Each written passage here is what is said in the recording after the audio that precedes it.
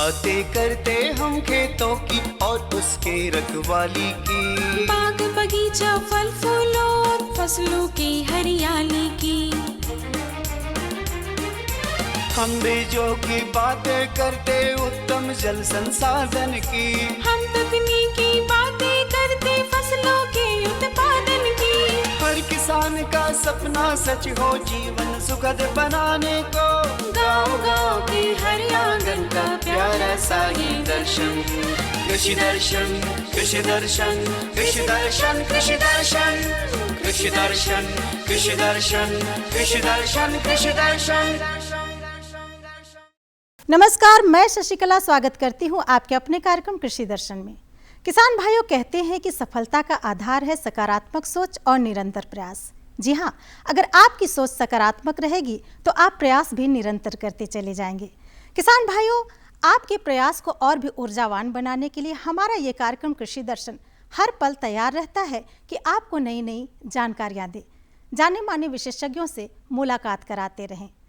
किसान भाइयों, कार्यक्रम की शुरुआत हो चुकी है। आइए सबसे पहले देखते हैं कृषि समाचार। नमस्कार, कृषि समाचार में आपका स्वागत है। मैं हूं सोनम गुप्ता। आइए देखते हैं आज कृषि समाचार में क्या है खास। मुख्यमंत्री पशुधन विकास योजना के तहत कई सुविधाएं हैं उपलब्ध। बायोफ्लॉक तकनीक से मछली पालन करने के लिए ले सकते हैं अनुदान। गर्मा पत्ता गोभी के बेहतर उत्पादन के लिए लगाएं उन्नत प्रभेद लेट ड्रमहेड। अब समाचार विस्तार से। राज्य में ग्रामीण स्तर पर गौपालन के क्षेत्र में स्वरोजगार के अवसर उपलब्ध कराने के उद्देश्य से मुख्यमंत्री पशुधन विकास योजना चलाई जा रही है। इस योजना के तहत अनुदान पर 2 गाय, हस्तचालित चारा cutter machine, vermi compost unit, paneer और खोआ मेकिंग यूनिट और वर्मी कंपोस्ट यूनिट का लाभ ले सकते हैं। इसके लिए अपने जिला के जिला गव्य विकास कार्यालय से संपर्क कर सकते हैं। राज्य के कई जिलों में मछली पालकों को बायोफ्लॉक तकनीक से मछली पालन की सुविधा उपलब्ध कराने के लिए 2 योजनाएं चलाई जा रही हैं। इसमें पहला है 1 हेक्टेयर में बायोफ्लॉक तालाब का निर्माण। इसकी योजना लागत 14 लाख रुपए है। इसमें सरकार 5,60,000 रुपए अनुदान देगी। दूसरा है 4 मीटर व्यास और 1.5 मीटर ऊंचे टैंक वाले बायोफ्लॉक की स्थापना। इसकी योजना लागत 25 लाख रुपए है। सरकार इसमें 15 लाख रुपए अनुदान देगी। इस योजना से लाभ लेने के लिए जिला मत्स्य कार्यालय से संपर्क कर सकते हैं। मिट्टी और पौधे दोनों में दीमक का प्रकोप होता है। इससे फसल और उपज की भारी क्षति होती है। किसान भाइयों, यदि आपके खेत की मिट्टी में या पौधों में दीमक लगे तो उसके उन्मूलन के लिए अनुशंसित मात्रा में क्लोरपोरीफॉस दवा से घोल बनाकर छिड़काव करें। किसान भाइयों, अगर आपके ज़मीन में मिट्टी में दीमक का प्रकोप है तो आप उसके लिए क्लोरपोरीफॉस दवा का उपयोग कर सकते हैं। उस दवा का छिड़काव आप पानी में 1.5 ml प्रति लीटर के हिसाब से मिला करके अपने पौधे पे भी कर सकते हैं। उससे आपका पौधा भी सुरक्षित हो जाएगा और ज़मीन पे भी अगर करते हैं तो उससे दीमक का भी आपका काफ़ी कंट्रोल हो जाता है। इसके साथ साथ आप मेलाथियान का भी आप उपयोग कर सकते हैं, फिप्रोनिल का भी उपयोग आप कर सकते हैं। फिप्रोनिल से भी आप दीमक से काफ़ी ज़्यादा तक आप सुरक्षित हो जाएंगे। इसके साथ साथ नीम कर्नेल का अगर आप धूल पाउडर अगर आपको उपलब्ध हो जाता है तो आप मार्केट से उसका भी खरीदी करके अपने मिट्टी में उसको डाल सकते हैं। राज्य के जो किसान पत्ता गोभी की ग्रीष्मकालीन खेती करना चाहते हैं वे जल्द से जल्द फसल लगाने का काम पूरा कर लें। गर्मा पत्ता गोभी के बेहतर उत्पादन के लिए अनुशंसित उन्नत प्रभेद लेट ड्रमहेड या सब्याई कैबेज लगाएं। पत्ता गोभी की बुआई में 800 ग्राम बीज प्रति हेक्टेयर की दर से लगाएं। बुआई में कतारों के बीच 60 सेंटीमीटर और पौधों के बीच 45 सेंटीमीटर की दूरी रखें। गर्मा पत्ता गोभी से ज्यादा उपज लेने के लिए झारखंड के लिए अनुशंसित उन्नत प्रभेद लेट ड्रमहेड या सब्याई कैबेज की उत्पादन क्षमता 200 से 250 क्विंटल प्रति हेक्टेयर है। वर्मी टेट्राबेड उस कृषि उपकरण का नाम है जो केचुआ खाद बनाने के काम में आता है। ये प्लास्टिक का बना चौकोर हौजनुमा संरचना होता है जिसमें गोबर, मिट्टी, केचुआ सहित अन्य आवश्यक सामग्री डालकर वर्मी कंपोस्ट यानी केचुआ खाद बनाया जाता है। राज्य के किसान वर्मी कंपोस्ट उत्पादन के लिए वर्मी टेट्राबेट का इस्तेमाल कर सकते हैं। आज हम जानेंगे लत्तेदार सब्जी फसलों में कीट नियंत्रण करने के जैविक उपाय। लत्तेदार सब्जी फसलों में रासायनिक दवा के बिना कीट नियंत्रण करने के 2-3 उपाय अपना सकते हैं। पहला उपाय है बुआई से 1 महीना पहले खेत के चारों ओर मक्का फसल लगा दें। दूसरा उपाय है पौधा लगाने के बाद और फूल निकलने के समय 250 किलोग्राम नीम की खल्ली प्रति हेक्टेयर की दर से खेत में डालें। तीसरे उपाय में प्रति एकड़ की दर से 3 फेरोमोन ट्रैप लगाएं। और अब एक नजर राज्य के 5 प्रमुख शहरों के मौसम के मिजाज पर। आज राज्य के 5 प्रमुख नगरों के अधिकतम और न्यूनतम तापमान कुछ इस प्रकार दर्ज किए गए। रांची का अधिकतम तापमान। कृषि समाचार में आज इतना ही। अगले दिन अगले अंक में फिर मुलाकात होगी कुछ ताजा तरीन खबरों के साथ। तब तक के लिए दीजिए इजाजत। नमस्कार, जोहर। अभी आपने देखा कृषि समाचार, मंडी भाव, साथ ही अगले 24 घंटे के अंदर मौसम के मिजाज को जाना। आइए यहाँ पे लेते हैं एक छोटा सा विराम। कहीं जाइएगा नहीं, क्योंकि विराम में भी आपके लिए संदेश है। बने रहिए आपके अपने कार्यक्रम कृषि दर्शन के साथ। भारत सरकार का हर प्रयास किसानों को दे रहा है एक नई आस। देश के किसानों की खुशहाली और उन्हें आत्मनिर्भर बनाने के लिए भारत सरकार समर्पित है। प्रधानमंत्री श्री नरेंद्र मोदी जी के नेतृत्व में कृषि क्षेत्र में किए गए निरंतर प्रयासों के फलस्वरूप देश खाद्यान्न व बागवानी के क्षेत्र में आत्मनिर्भर हो चुका है और देश में दलहन का उत्पादन भी बढ़ा है। इसी तरह भारत सरकार ने खाद्य तेलों के उत्पादन को बढ़ाने के भी अनेक प्रयास किए हैं। इसी क्रम को आगे बढ़ाते हुए माननीय प्रधानमंत्री श्री नरेंद्र मोदी जी के नेतृत्व में भारत सरकार ने दूरदर्शी निर्णय लेते हुए राष्ट्रीय खाद्य तेल मिशन ऑयल पाम की शुरुआत की है। इस मिशन से देश भर के किसानों को बहुत लाभ मिलेगा। कृषि के पूंजी निवेश में वृद्धि होगी, खाद्य तेल आयात पर देश की निर्भरता कम होगी और रोजगार के नए अवसर पैदा होंगे। खाने के तेल में आत्मनिर्भरता के लिए अब राष्ट्रीय खाद्य तेल मिशन ऑयल पाम का संकल्प लिया गया है। इससे किसानों को तो सीधा लाभ होगा ही, गरीब और मध्यम वर्ग के परिवारों को सस्ता और अच्छी क्वालिटी का तेल भी मिलेगा। यही नहीं, ये मिशन बड़े स्तर पर रोजगार का निर्माण करेगा। इस मिशन के अंतर्गत ऑयल पाम का रकबा और पैदावार बढ़ाने पर जोर देने के लिए सरकार ने 11,000 करोड़ रुपए से अधिक की सहायता राशि निर्धारित की है। मिशन के तहत सरकार ने ऑयल पाम की खेती के लिए रोपण आदि की सहायता में बढ़ोतरी करते हुए पहले मिलने वाले 12,000 रुपए प्रति हेक्टेयर को बढ़ाकर 29,000 रुपए प्रति हेक्टेयर तक कर दिया है। ऑयल पाम के पुराने बागों के पुनरुद्धार के लिए 250 रुपए प्रति पौधा के हिसाब से विशेष सहायता दी जा रही है। पौधारोपण सामग्री की कमी दूर करने और बीजों की पैदावार करने वाले बागों को भी सहायता दी जाएगी। इसके तहत 15 हेक्टेयर ऑयल पाम उद्यान के लिए 80 लाख रुपए तक की सहायता राशि दी जाएगी। इसके अलावा नर्सरी विकास के लिए 40 लाख रुपए तक तय किए गए हैं। पूर्वोत्तर और अंडमान राज्यों के लिए विशेष सहायता का भी प्रावधान है। ऑयल पाम के किसान ताजे फलों के गुच्छे यानी FFB का उत्पादन करते हैं, जिनकी वर्तमान में कीमतें अंतर्राष्ट्रीय मूल्यों में उतार चढ़ाव के आधार पर तय होती हैं। पहली बार केंद्र सरकार ताजे फलों के गुच्छे की कीमत के लिए किसानों को आश्वासन दे रही है। ये व्यवहार्यता मूल्य यानी VP कहलाएगा, यानी किसानों को कोई घाटा नहीं होने दिया जाएगा। व्यवहार्यता मूल्य VP तय करने की शुरुआत 1 नवंबर से होगी और अगले वर्ष 31 अक्टूबर तक जारी रहेगी। इसे ऑयल पाम वर्ष कहा जाएगा। इस योजना के तहत वर्ष 2025-26 तक ऑयल पाम का रकबा 6.5 लाख हेक्टेयर सृजित करने और कच्चे ऑयल पाम की पैदावार वर्ष 2025-26 तक 11.20 लाख टन पहुंचाने का लक्ष्य निर्धारित किया गया है। सरकार के इस महत्वपूर्ण निर्णय से देश में ऑयल पाम की खेती करने वाले किसानों में विश्वास पैदा होगा और वे खेती का रकबा बढ़ाएंगे। इस तरह पाम ऑयल का उत्पादन भी बढ़ेगा, जिससे किसानों की आय बढ़ेगी और ग्रामीण अर्थव्यवस्था भी सुदृढ़ होगी। किसान भाइयों, आज का हमारा विषय है वृक्ष बनते जीवन का आधार। जी हाँ, रामगढ़ जिले के गोला प्रखंड में हमारे किसानों ने ये काम कर दिखाया है। जिस तरह से पर्यावरण में कमी आती जा रही है, पेड़ कटते जा रहे हैं, तो हमारे किसानों ने छोटी छोटी जगहों पर फलदार वृक्ष लगाकर अपनी आमदनी को भी बढ़ाते जा रहे हैं। आइए इसी विषय पर पूरी जानकारी लेते हैं और देखते हैं ये वृत्त चित्र। मनुष्य का संबंध वृक्षों से वैसे ही रहा है जैसे सांसों का जीवन से। ये वृक्ष ही हैं जिससे हमारे सांसों की डोर बंधी है। वृक्ष के बिना हम उस वातावरण की कल्पना नहीं कर सकते जिसमें हमारा जीवन फलता फूलता है। वस्तुतः वृक्ष हमारे जीवन का आधार है, जिसके बिना जीवन की कल्पना नहीं की जा सकती। निसंदेह हमारा झारखंड प्रदेश वनों से आच्छादित है, परंतु लालचवश किए गए इसके दोहन ने धीरे धीरे यहाँ वृक्षों की संख्या घटा दी है। ऐसा नहीं है कि यहाँ वृक्षों के महत्व को समझने वालों की कमी है। जिन लोगों ने इसकी महत्ता को समझा है, उन लोगों का प्रयास यही रहा है कि यहाँ वृक्षों की संख्या बढ़ाई जाए।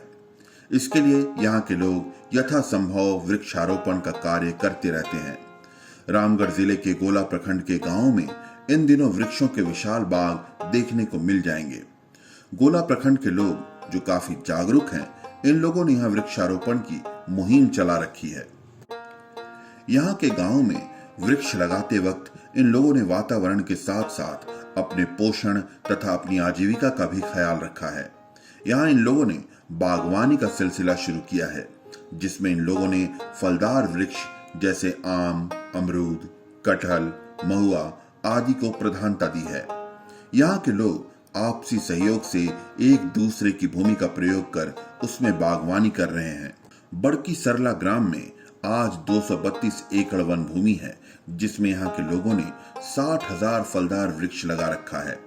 इन वृक्षों से इन्हें शुद्ध हवा तथा खाने को फल तो मिल ही रहे हैं, साथ ही साथ इन फलों को बेचने की वजह से इन्हें आमदनी भी प्राप्त हो रही है। ये वृक्ष आज इनके लिए न सिर्फ आजीविका का बल्कि इनके जीवन का भी आधार बन रहे हैं।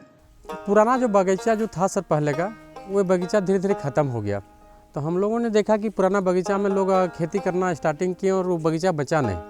तो जो हमारा बच्चा लोग जो खाते थे पुराना बगीचा में, वो तो रहा नहीं। इसलिए हम जब 2006 जब वन अधिकार कानून बना, तो गांव में एक कमेटी का निर्माण हुआ। और उस कमेटी जब बना तो कमेटी में हुआ कि जिससे कि जिनका जो जिस खेत के ऊपर में यदि किन्हीं का खेत है या तो 25 साल 30 साल से ऊपर का खेत है, तो वन अधिकार कानून के तहत उनको पर्सनल पट्टा भी मिला और एक सामुदायिक पट्टा।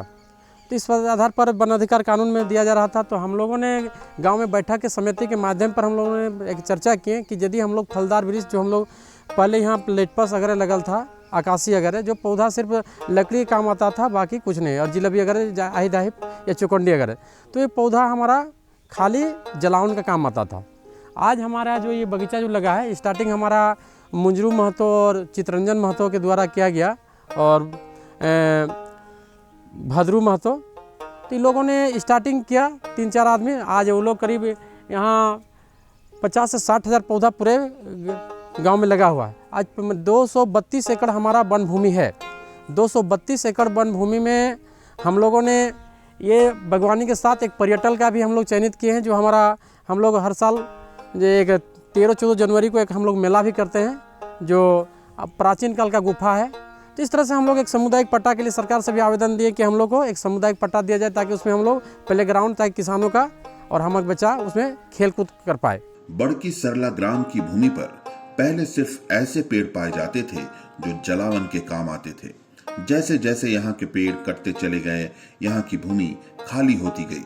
फिर यहाँ के लोगों ने समिति बनाकर इन खाली भूमि पर फलदार वृक्ष लगाने का निर्णय लिया और आपसी सहयोग से यहाँ की भूमि को फलदार वृक्षों से भर दिया।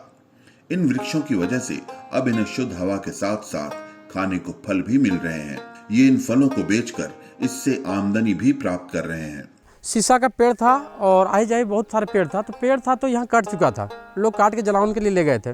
2-4 पौधा जैसे कि अभी एक देखिए शीशा है सर, उधर भी है ना, अगल बगल में अभी जो हम लोग उसको नष्ट नहीं किए हैं। तो हम लोगों ने सोचा कि यदि इसमें यदि लगाया जाए आम का पौधा, तो कहीं ना कहीं हमारा गांव का प्लॉट खाली था। तो इस तरह से खाली जहाँ जहाँ पे था, जिसका खेत के ऊपर में था, वो लोग सब लोग अपना अपना पौधा लगाए हैं। और लगा के अभी देख रेख सब लोग अपना अपना कर रहे हैं। बड़की सरला ग्राम में कुल 232 एकड़ वन भूमि है। यहाँ ये लोग वैसी भूमि जो खाली हो गई है वहाँ बचे हुए पेड़ों को नुकसान पहुँचाए बिना फलदार वृक्ष लगा रहे हैं। इन लोगों ने इन भूमि पर आम, अमरूद, कुसुम, कटहल, नीम, मुनगा आदि के पेड़ लगा रखे हैं। 232 एकड़ जमीन है वन भूमि। 232 एकड़ में हम लोग का 50 एकड़ जमीन पर लगभग जो खाली पड़ा, जैसे बहुत सारा जगह पे अभी सखुआ का पेड़ है और तो उसको हम लोग नष्ट नहीं करना चाह रहे, उसमें तो लगेगा नहीं। सखुआ है, शीशम है और सीधा का पेड़ है। तो इस तरह का जो पेड़ है उसको हम लोग नष्ट ना करें। जहाँ पे खाली हो रहा है वैसे वैसे जगह पे हम लोग फलदार वृक्ष लगवा रहे हैं। जैसे कि पानी के हिसाब पर अभी सर जैसे कि आम तो लगाए, ये लोग पहला आम ये लोग की स्टार्टिंग किए थे। अभी हम लोग महुआ, कुसुम, अमरूद, कटहल ये सारा पौधा मैंने फलदार वृक्ष हम लोग लगाने का, और ऑर्गेनिक के लिए हम लोग इस बार नीम का भी पौधा लगा रहे हैं। साइड में कि नीम का पौधा आपका मुनगा ये सारा पौधा लगा रहे हैं ताकि किसानों को ज़्यादा बेनिफिट मिल पाए। गोला प्रखंड के सरला कला ग्राम के लोगों का रुझान भी फलदार वृक्षों के प्रति बढ़ गया है। ये लोग इस गांव में अपनी भूमि पर फलदार वृक्षों की संख्या बढ़ाते जा रहे हैं। यहाँ के फणीश्वर महतो ने भी इससे प्रभावित होकर वन विभाग से इजाजत लेकर अपनी भूमि पर आम, अमरूद, नींबू आदि के पौधे लगाए हैं। इसका शुरुआत हम लोग अपना गांव में कहीं भ्रमण में गए थे देखने के लिए, एक्सपोजर में, तो देखे कि जंगल में बहुत सारे लोग अपना आम का बागवानी लगाया हुआ है। उसी को देख के हम लोग 2010 में अपना जंगल विभाग से राय लेके कि हम वहाँ पौधा लगाएंगे और उसका फल खाएंगे, वृक्ष आपका रहेगा। जंगल विभाग ने हम लोगों को आदेश दिया और हम लोग 2010 में लगभग 5 हेक्टेयर ज़मीन में आम का पौधा लगाए। और देखिए ये पौधा इतना बड़ा बड़ा अभी हुआ है। और प्रत्येक वर्ष इसी तरह जिसका खेत का नज़दीक में जंगल पड़ता है उस सामने में अपना अपना लगाते जा रहा है। इस तरह करके हम लोग पूरा जंगल में आम का पौधा, अमरूद का पौधा, नींबू का पौधा, इस तरह का बागवानी हम लोग लगाते जा रहे हैं। फणीश्वर महतो बताते हैं कि पहले यहाँ सिर्फ ऐसे वृक्ष पाए जाते थे जिसे लोग जलावन के काम में लाते थे। इससे यहाँ के लोगों को आमदनी नहीं हो पाती थी। अब यहाँ के लोगों ने फलदार वृक्ष जैसे आम, अमरूद, नींबू आदि लगाना शुरू कर दिया है। इससे इन्हें लाखों की आमदनी होती है। इस आमदनी से ये अपनी गृहस्थी अच्छे ढंग से चला पाते हैं। पहले जो प्रजाति का था वह केवल जलावन के काम में आता था। अभी जो हम आम का पौधा का चयन किए हैं इसमें हमको लाखों का आमदनी हो रहा है। इससे हम अपना बाल बच्चा को आम बेच के बाल बच्चा को कहीं दूसरे जगह में पढ़ा रहे हैं। इससे हमको बहुत इनकम हो रहा है और देश को भी इनकम हो रहा है और गांव को भी हो रहा है और सभी को इनकम हो रहा है। इसलिए हम लोग आम का पौधा का और फलदार वृक्ष का और पर्यावरण को माने जिंदा रखने के लिए ये सब का हम लोग प्रयोग किए हैं। फणीश्वर बताते हैं कि ये लोग आपसी सहमति से एक दूसरे की भूमि का उपयोग कर वृक्षारोपण का कार्य करते हैं। इसमें वृक्ष लगाने वाले को किसी को हिस्सेदारी देने की जरूरत नहीं पड़ती। इस गांव में आज लोगों ने लगभग 5000 फलदार वृक्ष लगा रखे हैं। इससे इन्हें अच्छी आमदनी मिल रही है, जिससे इनका घर सुचारू ढंग से चलने लगा है। इसमें हिस्सेदारी नहीं करते हैं हम लोग। जैसे एक ये में जिसका खेत का सामने पड़ता रहती प्लॉट, उसके सामने मान लीजिए 5 एकड़ का जमीन जंगल है तो 5 एकड़ में हम लगा लिए। फिर बगल में कोई दादा का 5 एकड़ पड़ता है तो अपना जगह में 5 एकड़ का लगा लिया सामने में। इस तरह करके किसी को हिस्सेदारी नहीं देना है। ये अपना कमाई है, अपना फल मिलेगा हमको। यहाँ कम से कम 5000 पौधा लगा है। सरला कला ग्राम के त्रिलोक महतो ने भी अपनी पोषण संबंधी समस्या को दूर करने के लिए अपनी खेती के साथ आम के 500 पौधे लगाए हैं। इन्हें उम्मीद है कि वर्ष 2028 तक फलों से इनकी आमदनी 3 लाख रुपए तक बढ़ जाएगी। हम लोग का सोच है ना सर कि पौधा लगाने से इसमें फ़ायदा है ना। फल बच्चा को खाने के लिए हम लगाए हैं, बशर्ते पढ़ाने लिखाने के लिए, जैसे बाजार में बेचते हैं पढ़ाने लिखाने के लिए, बशर्ते हवा मिलता है हम लोग को अच्छा। तो मन तो है सर, जैसे इसमें हम जैसे लगाए हैं तो हम मेरा सोच और है कि हल्दी कुछ लगाएंगे, ओल लगाएंगे, है ना। तो पैसा कमाने के लिए सर, बच्चा लोग को सही जीवन जीने के लिए पैसा कमाने। सरला कला ग्राम की रेणु देवी ने भी आज खेती के साथ साथ अपनी भूमि पर फलदार वृक्ष लगा रखा है। इनका मानना है कि इससे इन्हें खाने को फल तो मिलेंगे ही साथ इससे इन्हें अच्छी आमदनी भी प्राप्त होगी। अभी तो लगाने का प्लान लगाए हैं और वहाँ जो है ना वो पौधा ठो हम ही लोग नरेगा से थी मिला हुआ था और लगाए हैं। और ये हम लोग वहाँ ट्रेनिंग लेके आए हैं, कृषि वहाँ मास्टर सेंटर से ट्रेनिंग लिए थे और दिखाया था वहाँ कि इस तरह का पौधा लगाने के बाद बीच में खेती भी आप लोग लगा सकते हैं। तो 2019 में हमने ट्रेनिंग लिया रूप के माध्यम से मास्टर सेंटर से, वहाँ इंदिरा गांधी कृषि विश्वविद्यालय में जाके एक्सपोजर में ले गए थे और वहाँ जाके हम लोग को दिखाया कि इस तरह से बागवानी लगाइए और बागवानी के साथ साथ खेती भी होगा, ओल का खेती, अदरक का खेती और तरह तरह का आइटम जैसे अरहर हो गया, ये भी हो सकता है और होता है। इसीलिए हम लोग ये बागवानी लगाए। और हम लोग देहात का जो गरीब महिलाएं हैं तो फल ले खरीद के नहीं खा सकते हैं, इसलिए हम लोग सोचे कि हम लोग फल लगाएंगे और उसका फल भी हम लोग खा लेंगे और आदमी लोग भी खाएगा और पैसा भी थोड़ा बहुत बेचेंगे तो उसका पैसा भी होगा, मुनाफा। इसीलिए हम लोग फलदार वृक्ष ही लगाए हैं। रेणु देवी बताती हैं कि आज उन्होंने अपनी भूमि पर 500 आम तथा 300 अमरूद के पौधे लगाए हैं। इससे उन्हें और उनके गांव वालों को खाने को फल मिलेगा तथा उसे बेचकर वो आमदनी भी प्राप्त कर पाएंगी। इस आमदनी से वो अपने बच्चों की अच्छे से परवरिश कर पाएंगी। उसमें हम लोग लगभग 500 आम का लगाए हैं और अमरूद का 300 और आम और अमरूद और एथी का भी लगाए हैं। बहुत सारा फायदा होगा कि हम लोग का जो गांव का भी फायदा होगा कि यहाँ रोक होगा और फल भी गिरेगा तो आदमी लोग खाएगा और उसका भी बेच के हम लोग कुछ पैसा होगा, उसमें मुनाफा होगा तो बच्चा को ठीक से पढ़ा पाएंगे। रेणु देवी स्वयं सहायता समूह से भी जुड़ी हुई हैं। ये अपने समूह में फलदार वृक्ष लगाने की चर्चा लोगों से करती रहती हैं। ये अपनी समूह की महिलाओं को इसके लिए हर संभव मदद भी करती हैं और उन्हें इसके लिए प्रेरित करती रहती हैं। रेणु देवी फलदार वृक्ष लगाने की पक्षधर हैं और ये आगे इसका विस्तार करना चाहती हैं। हाँ, ग्रुप में चर्चा होता है, ग्रुप में चर्चा होता है। हाँ, उन लोग को मदद भी हम लोग करते हैं कि लगाना है दीदी, लगाएंगे और लगाना है ज्यादा संख्या में। हम लोग का जो परती पड़ा हुआ है जमीन उसमें लगाएंगे।